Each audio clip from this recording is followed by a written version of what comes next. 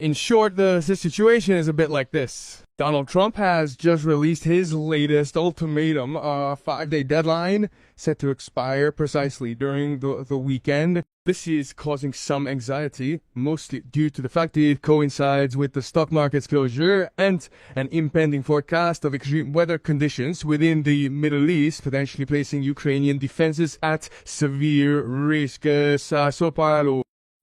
Obviously, at this stage, the negotiations are completely discredited because the two recent attacks by the United States and Israel against Iran occurred right at the time of negotiation phase. Concurrently, the United States is deploying 2,500 Marines from California, along with two new warships in. Furthermore, the mobilization of the 82nd Airborne Division is anticipated. This is a rapid deployment force, a unit capable of deployment within 24 hours. The idea is that Trump could attempt a dramatic coup by invading the island of Farge in some way to claim some kind of victory on the ground in a situation that is difficult to say the least. So, Mercadio, how do you see the situation? Well, first of all, I listened to Diego Fusaro earlier, and I would say I also endorse that basic analysis. And that is to say, first of all, I would say when we talk about these events, let's be careful. We are not watching a show in which there are actors who move around representing different characters on stage. Well, there is a director, there are those who lead, there are underlying interests behind it. There are the upper echelons of power, the large military-industrial complexes, all the big names and big finance and so on. Means there are interests and forces at play that are far broader and even far more dangerous than it might seem. All right, Sekak. Now, let's focus on the situation. Clearly, the arrangements made in Washington had appeared simpler than the challenges that subsequently became apparent. First off, as Diego pointed out, it's crucial to note that Iranian missiles targeted the Diego Garcia base, a joint US-UK military facility located in the Indian Ocean. From this base, the bombers subsequently launched their strikes against Iran. Well, pay attention because they launched them, but now here's the technical data, that is, how far is Diego Garcia from Iran? Masa? We are about 4,000 kilometers. Up until now, they had said that the maximum range of the Iranian missiles was 2,000 kilometers. So that's not the case. Clearly, the missiles did not reach their target, though this is viewed as insignificant. The fact is that the facts tell us that now the range of the Iranian missiles is practically double, and therefore Sigonella is also within this range, if you like, right? It has now become commonplace for US drones and spy planes to depart from this location. Their missions involve intelligence gathering, specifically collecting the data necessary to plan and execute airstrikes against Iran and, significantly, other nations. Bye. And at the same time, evidently, there is Russian help and support behind it. Full fault behind it. Because let's not forget that Iran is part of the BRICS. Indeed, it is a country of extreme importance for Russia, but also for China in terms of transit routes, major trade routes, major aft. NATO closed off Russia to the west. Russia opened a north-south corridor that runs along the Caspian and passes right through Iran. The Chinese New Silk Road has the same very important transit route heading to Europe if it ever actually gets there. But in any case, a series of infrastructures that pass through Iran are very large. And it is not surprising that both Russia and China, even though they do not intervene militarily, because that would be the Third World War, let's be clear, but they provide military. And therefore, it is not surprising that the Iranian missiles are able to pierce the so-called shield that until now was considered impenetrable. Now, this opens up an even more dangerous scenario.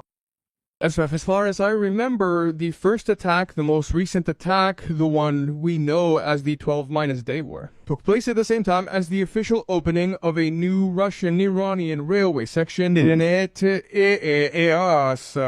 The timing seems far too coincidental to be mere chance. It perfectly mirrors your recent comments underscoring Iran's crucial role as a logistical gateway in addition to its significant position as an energy hub. Is that clear? So, one aspect that is not touched upon, but that you have emphasized several times, and I agree with you, is, let's say, the unwelcome guest in this whole situation, which is nuclear weapons, right, which Iran is said to be trying to obtain, but which Israel already holds illegally, wholly. Let's not even talk about the United States, right? What a risk we run, and in the end, it is said that desperate men do desperate things, right? If the situation does not at a certain point turn in Israel's favor, right, yeah, which practically seems to have happened in this situation, is there a risk of using nuclear weapons in your opinion? Yes. If you will permit me, this is my first time appearing on radio, thank you. The work you're doing is very important, also from this point of view. So, a very short disclaimer, what I'm saying isn't the opinion of some commentator. I mean, let's say that my main focus is human geography. I mean, I've worked for decades and decades precisely as a human geography author with Sana Gili, and I've done journalism, I've done research, and I've done research. Then in the 80s, I found myself in a role as executive director of IPPMenW, that is the Association of Physicians and Scientists for the Prevention of Nuclear War, which in 1985 was awarded the Nobel Peace. Bob was awarded the Nobel Peace Prize for having made people understand what the consequences of a nuclear war would be. So I worked with Nobel laureates such as Rita Levi-Montalcini, Daniel Beauvais, and Rubia for physics, etc. here to understand. And then I had unlikely teachers, at the time, namely the Center for Defense Information in Washington, namely former Navy officers, including a submarine captain, former captain, but not for long, for about 10 years of a nuclear attack submarine. So let's say, yeah. So I acquired a culture that I did not have, and therefore, I repeat, the things I say now are not the result of my opinion, because I cannot pass myself off as a nuclear weapons technician, right? But I am reporting data, opinions that are well documented. So, in short,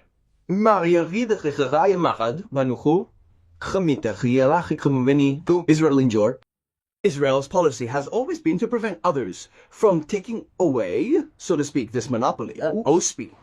Iran is a signatory, unlike Israel, to the Treaty on the Non-Proliferation of Nuclear Weapons, therefore subject to United Nations controls. On the other hand, Israel, which has an arsenal, and everyone knows it, but does not officially admit its presence and is not subject to any international control. Iran is not the only country that can start with a civilian nuclear program and develop an atomic weapon. Absolutely.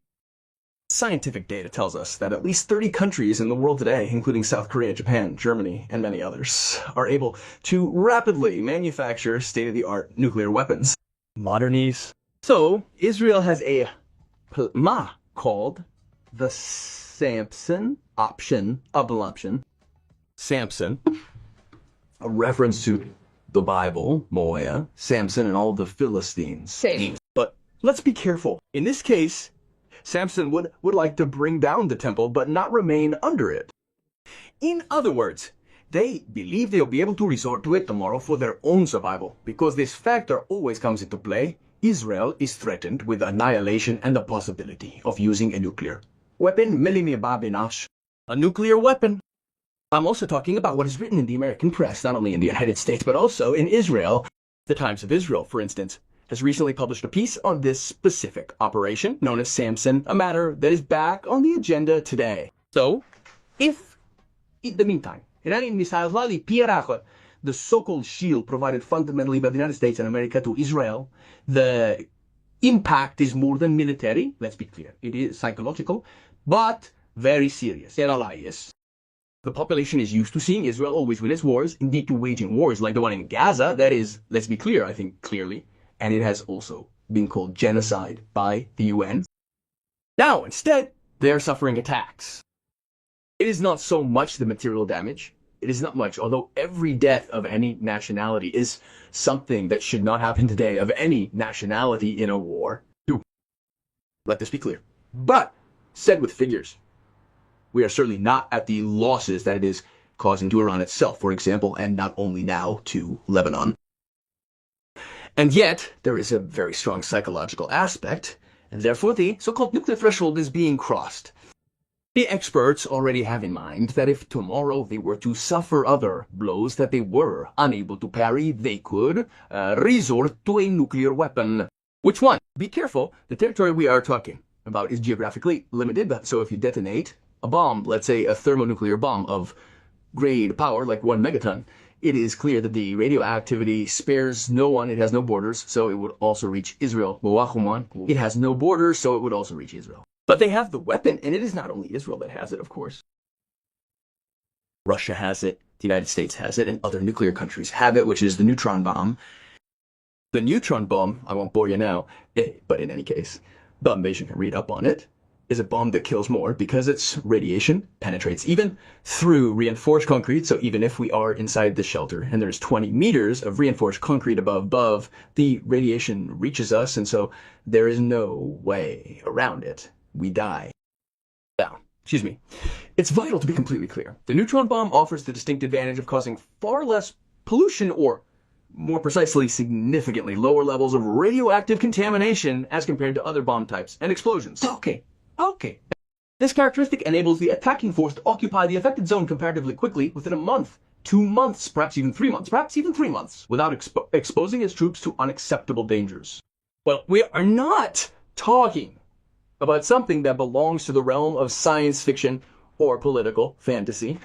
We are talking about the fact that we are running the risk of crossing the nuclear threshold. At this point, what would be the consequence? All countries capable of manufacturing nuclear weapons would no longer take into account even the treaties they have signed and would proceed in that direction.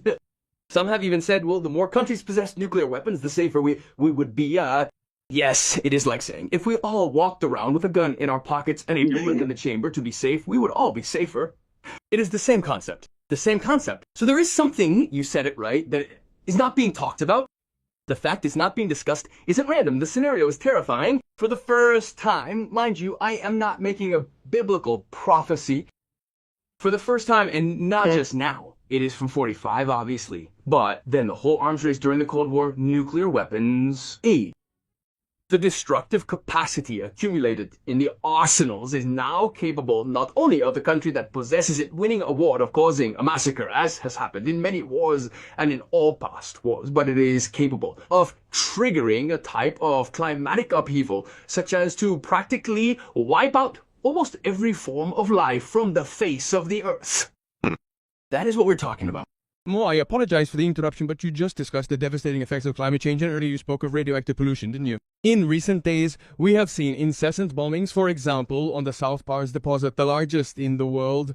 We're observing Ukraine regularly targeting Russian refineries and pumping stations, resulting in immense environmental pollution.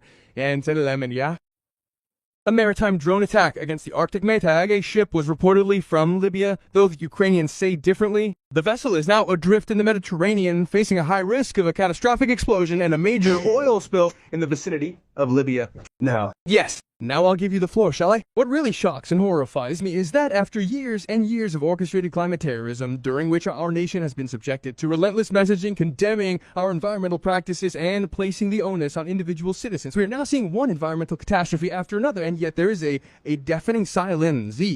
There is a deafening silence. There is a ship drifting in the Mediterranean that cannot be touched, that cannot be contained in any way, because there is a risk that it will explode, causing a truly enormous explosion, because the amount of fuel it contains is enormous, and this is not being discussed annually. Mantovano spoke of an accident as if it had happened by chance, that it had hit a rock like Scatino, right? Well, honestly, I am just stunned. I don't know how you see it, Neil, from your particular vantage point.